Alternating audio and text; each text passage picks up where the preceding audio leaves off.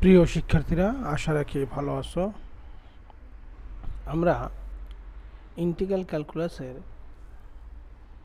Definite ইন্টিগ্রালের area বের করার অংশের আজকে আর একটা লেকচার দেখব। আমরা একটা উপবৃত্তের ক্ষেত্রফল বের করা দেখব।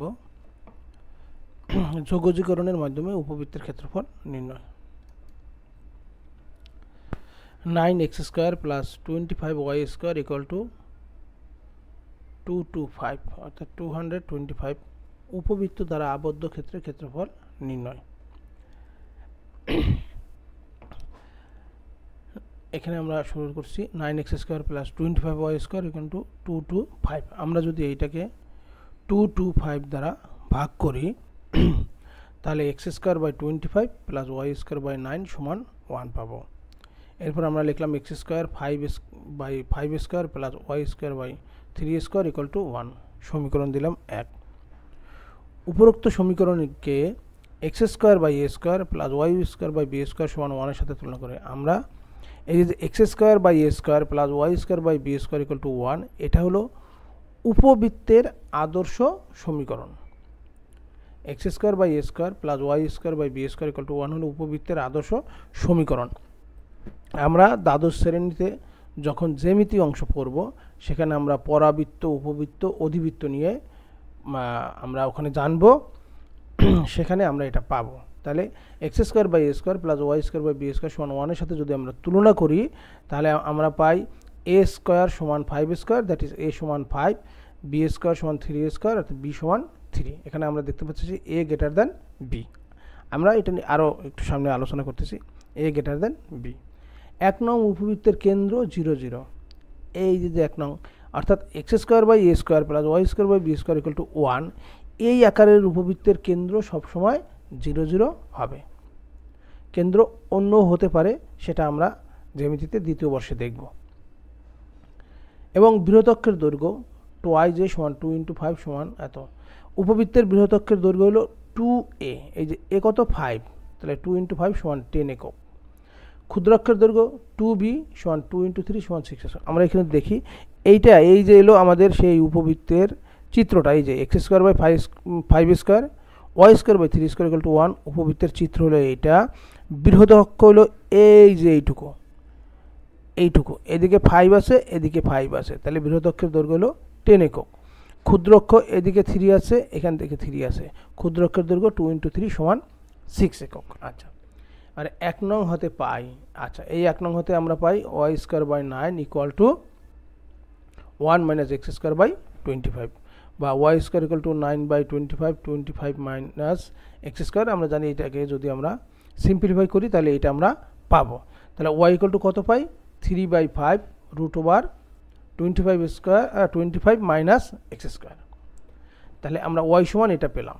এবার আমরা জানি যে এই ওয়াইটাকেই আমাদের ইন্টিগ্রেশন করলে এবং লিমিট যদি আমরা দিতে পারি তাহলে ক্ষেত্রফলটা আমরা পেয়ে যাব। আচ্ছা, এখানে 1 নং উপবৃত্তটি 4টি চতুর্ভাগে সমান অংশে বিভক্ত ও প্রথম চতুর্ভাগে x এর সীমা 0 থেকে 5 পর্যন্ত। আমরা একটু দেখি, এখানে দেখো এই একটা ভাগ, এই একটা ভাগ, এই একটা ভাগ, এই একটা ভাগ, এই বলছে যে এই উপবৃত্তিটা 4টা সমান ভাগে বিভক্ত। এবং প্রথম চতুর্ভাগে দেখো আমরা একটু খেয়াল করি, x এর সীমা 0 থেকে 5, এখানে আছে x এর মান 0, এখানে আছে x এর মান 5, 0 থেকে 5 এর মধ্যে অবস্থিত। অর্থাৎ তাহলে আমাদের লিমিট হবে 0 থেকে 5, আমাদের লোয়ার লিমিট হবে 0, আপার লিমিট হবে 5। তাহলে এ ও বি অংশের ক্ষেত্রফল, এই যে দেখো এ ও বি অংশের ক্ষেত্রফল সমান y equal to 3/5 √25 minus x² বক্ররেখা। অর্থাৎ এই যে উপবৃত্তের যে এই অংশটুকু সেইটুকু এবং বক্ররেখা, আর x সমান 0, x সমান 0 অর্থাৎ আমাদের কি y অক্ষ যেটা, আর হলো x সমান 5, এটা আমাদের x সমান 5 আমাদের কি এই রেখাটা, এইখানে যদি একটা রেখা কি x সমান 5 এবং x অক্ষ দ্বারা সীমাবদ্ধ, x অক্ষ মানে আমাদের এইটুকু। তাহলে এই অংশটা আমরা একটু খেয়াল করি, যদি এই অংশটা আমরা এই যে বক্ররেখার অংশটুকু আছে সেটা হলো y equal to 3/5 √25 minus x²। আমাদের x সমান 0 মানে আমাদের এই যে y অক্ষের এই অংশটা, ঠিক আছে, অর্থাৎ y অক্ষ। আর x সমান 5, এই যেখানে 5 না, এখানে যদি একটা রেখা হয় x সমান 5 হলো এই রেখাটা, ঠিক না? এই যে এখানে একটা রেখা x সমান 5 এবং x অক্ষ দ্বারা সীমাবদ্ধ, x অক্ষ মানে আমাদের এই যে এই অক্ষ দ্বারা সীমাবদ্ধ। তাহলে এই অংশটুকু আমাদের এই যে পরাবৃত্তের যে বক্রটুকু আছে, সরি উপবৃত্তের যে বক্রটুকু আছে সেই বক্র, এই অক্ষ অর্থাৎ x সমান 0, এই অক্ষ অর্থাৎ y = 0 বা x অক্ষ, আর হলো আমাদের এই বরাবর যদি একটা সরলরেখা আঁকি সেটা হবে x সমান 5 রেখা দ্বারা আবদ্ধ। তাহলে এটার ক্ষেত্রফল কী হবে? এই যে আমাদের লোয়ার লিমিট 0 থেকে 5 y dx, y মানে কত? 3/5 √25 - x²। তাহলে আমাদের এই অংশের ক্ষেত্রফল হলো 0 থেকে 5, আমাদের লিমিট, আমাদের y এর মান হলো 3/5, আমরা এদিকে চলে আসলো √25 - x² dx লিখলাম। আমরা পরের পেজে চলে যাই। এবার খেয়াল করি 2 নং হতে OAB ক্ষেত্রের ক্ষেত্রফল, OAB বলতে পারি আমরা, AOB বলতে পারি, কোনো সমস্যা নাই। তাহলে 3/5 থাকলো 0 থেকে 5 √25 - x² dx, অর্থাৎ 5² - x²। 25 মানে কি? 5² - x²। তাহলে আমরা আগের অঙ্কটা যে সূত্রটা দেখছিলাম যে ইন্টিগ্রেশন √a² - x² dx এর সূত্র কী ছিল? x × √a² - x²/2 plus a²/2 sign inverse x/a। আমাদের এখানে a মানে হলো 5, তাহলে x × √a² - x²/2 plus a²/2 sign inverse x/, এর মান 5 যেহেতু x/5, আমাদের লোয়ার লিমিট 0, আপার লিমিট 5। এবার আমরা মান বসাবো। আমরা যদি x এর পরিবর্তে এখানে 5 বসাই এই যে অংশটায়, তাহলে এখানে এসে কি 5² দ্যাট ইজ 25 - 25, এই অংশটা 0 হয়ে গেল, এই জন্য এখানে 0 লিখছি। 25/2 সাইন ইনভার্স x এর পরিবর্তে 5 বসালে 5/5 দ্যাট ইজ 1। এরপর যদি আমরা মাইনাস দিয়ে 0 বসাই, এই x এর কারণে এইটা 0, আবার সাইন ইনভার্স 0 এর মান 0, এই জন্য এই পুরোটাই 0 হয়ে যাবে, x এর মান 0 বসাই, এই জন্য -0।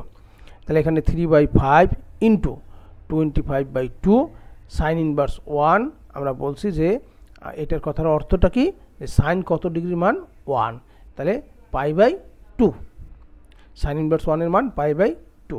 যদি আমরা এগুলো সব ক্যালকুলেশন করি আমরা পাবো 15π/4। আমরা দেখি যে 5 আর 25 কাটা গেলে উপরে 5 থেকে 3 × 5 × π 15π, নিচে 2 to 4। তাহলে আমরা উপবৃত্তের 4টা অংশের একটা অংশের ক্ষেত্রফল পেলাম কত? 15π/4। তাহলে উপবৃত্তের সম্পূর্ণ অংশের ক্ষেত্রফল কত হবে? উপবৃত্তের ক্ষেত্রফল 4 × ওই যে আমাদের OAB বা AOB ক্ষেত্রের ক্ষেত্রফল 4 × 15π/4, দ্যাট ইজ 15π বর্গ একক, 15π বর্গ একক। তাহলে আমরা এখান থেকে পেলাম যে x² / 5² + y² / 3² = 1, এইরকম টাইপের উপবৃত্তের সম্পূর্ণ অংশের ক্ষেত্রফল হলো 15π। আমরা একটু খেয়াল করি, এটা যদি MCQতে আসে অঙ্কটা, তাহলে আমরা ইজিলি কিভাবে করতে পারবো একটু খেয়াল করি। x² / 5² + y² / 3² = 1, তাহলে আমাদের এর মান কত? 5, বির মান কত? 3। 5 আর 3 গুণ করলে হলো আমাদের 15, আর সাথে গুণ করতে হবে পাই, 15π অ্যান্সার। আমি আবারও বলছি, x² / 5² y² / 3² = 1 আছে, তাহলে এই উপবৃত্তের সম্পূর্ণ অংশের ক্ষেত্রফল হবে এই যে 5, এখানে 3, 5 আর 3 গুণ করলে আমাদের 15, আর সাথে পাই 15π। অর্থাৎ এই টাইপের যত তোমার উপবৃত্ত থাকুক এই রকম আকারে যদি আমরা নিয়ে আসতে পারি, তাহলে a আর বির গুণফল সাথে পাই গুণ করে দিলেই আমরা ক্ষেত্রফল পেয়ে যাব। তাহলে একটা অংশের ক্ষেত্রফল কত হবে? 15π/4। আমরা এখানে দেখি এই যে একটা অংশের ক্ষেত্রফল এই যে 15π/4। যদি আমরা বলতাম দুইটি অংশের ক্ষেত্রফল কত হবে, তাহলে একটা অংশের ক্ষেত্রফল যদি 15π/4 হয়, তাহলে আমরা কি এটাকে 2 দিয়ে গুণ করতে পারি, অথবা সম্পূর্ণ ক্ষেত্রফল কত? 15π, এটাকে আমরা 2 দ্বারা ভাগ করে দিলে দুইটা অংশের ক্ষেত্রফল পাবো, 3 দ্বারা ভাগ করলে 3টা অংশের ক্ষেত্রফল পাবো।